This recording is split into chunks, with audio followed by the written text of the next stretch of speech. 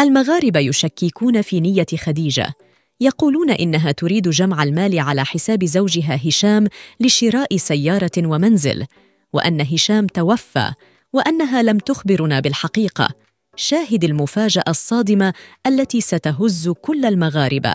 في ليلة البارحة أثار طلب خديجة للمساعدة من الناس جدلاً واسعاً، حيث شكك البعض في نواياها واعتقدوا أنها تستغل مرض زوجها هشام لجمع المال لشراء منزل وسيارة.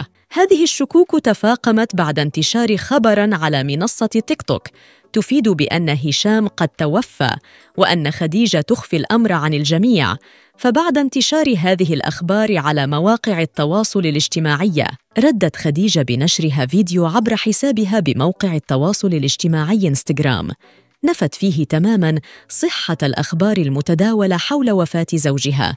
قالت خديجة: السلام عليكم إخواني وأخواتي، أتمنى أن تكونوا بخير. لقد تلقيت العديد من الرسائل من العائلة والأصدقاء تفيد بأن هناك من يروج خبراً بأن زوجي هشام قد فارق الحياة.